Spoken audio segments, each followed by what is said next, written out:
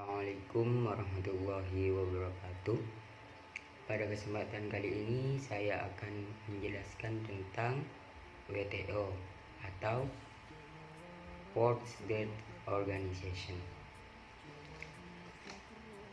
Pengertian World Trade Organization atau disebut dengan WTO yaitu merupakan salah satu organisasi internasional yang mengatur perdagangan internasional. Terbentuk sejak tahun 1995, WTO berjalan berdasarkan serangkaian perjanjian yang dinegosiasikan dan disepakati oleh sejumlah besar negara di dunia dan diratifikasi melalui parlemen. Tujuan dari perjanjian-perjanjian WTO adalah untuk membantu produsen barang dan jasa, eksportir dan importir dalam melakukan kegiatannya. Tujuan WTO yang paling penting adalah untuk membantu produsen harga dan jasa, eksportir dan importir dalam melakukan kegiatannya. Tujuan lain adalah untuk memastikan bahwa perdagangan pengalir semulur dapat diprediksi dan sebesar mungkin.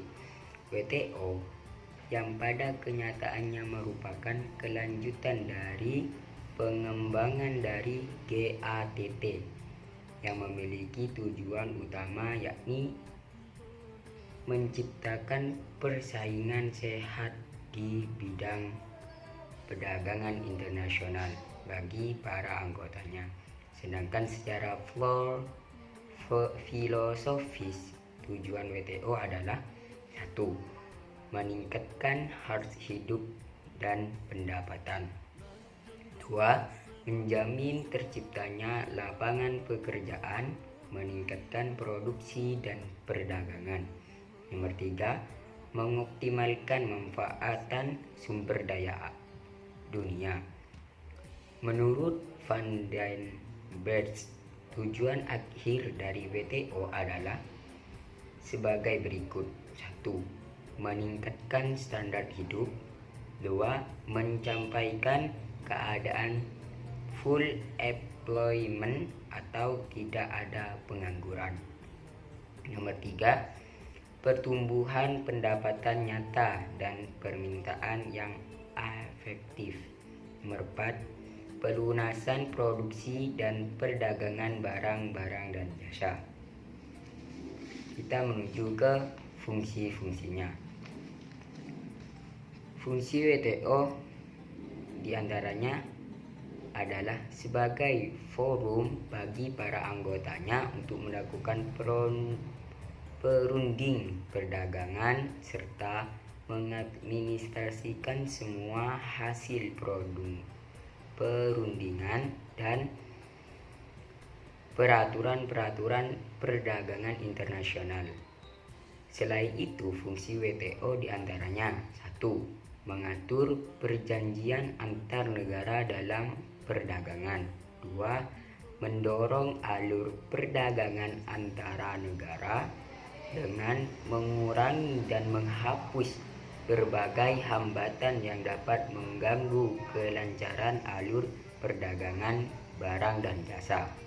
Nomor 3. Memfasilitasi perundingan dengan menyediakan forum negosiasi yang lebih permanen.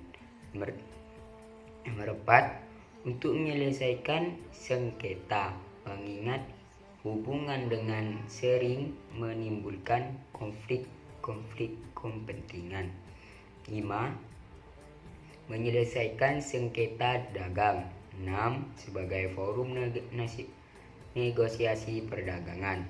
7. Memonitor kebijakan perdagangan suatu negara. Nomor 8. memberikan bantuan kepada negara-negara berkembang. Kita masuk ke keuntungan Indonesia bergabung dengan WTO. 1. Mendorong terciptanya perdamaian. Secara tidak langsung, dengan semakin tingginya intensitas perdagangan antara negara, maka hal ini akan semakin mendorong negara-negara yang aktif di dalam perdagangan untuk berusaha menciptakan perdamaian dunia dan rangka untuk mendorong arus perdagangan barang dan jasa.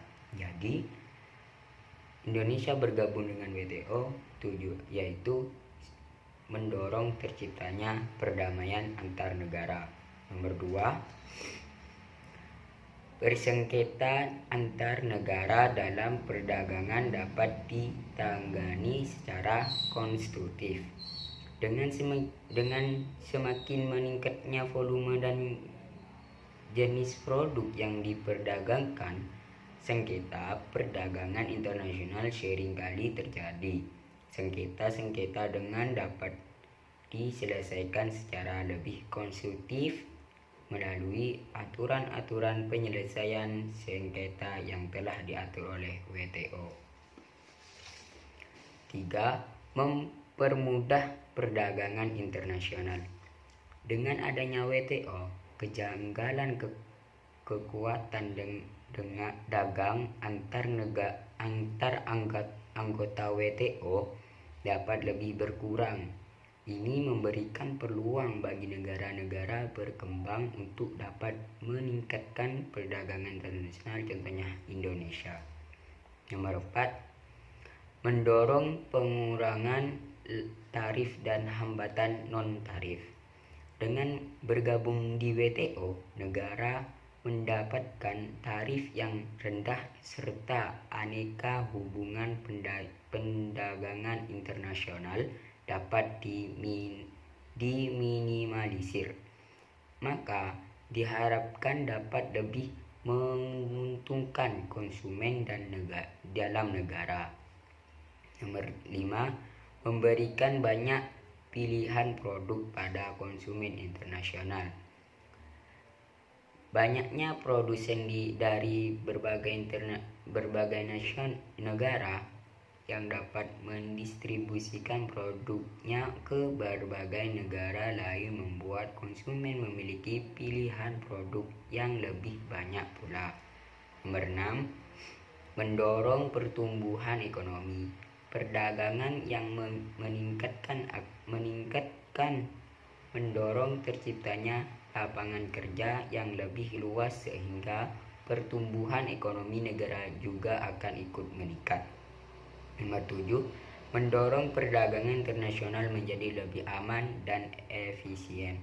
Dengan adanya aturan-aturan dari WTO, negara anggota WTO lebih terlindung dari praktik persaingan dengan dagang yang tidak sehat dan meminimalisir kemungkinan negara-negara kecil merasa terancam dengan negara-negara besar yang memungkinkan kepentingan politik tertentu. Kerugian negara Indonesia bergabung dengan WTO. 1. Barang hasil produksi dalam negeri terganggu akibat masuknya barang impor yang dijual lebih murah sehingga industri dalam negeri mengalami kerugian yang besar. Nomor 2, munculnya ketergantungan terhadap negara-negara maju.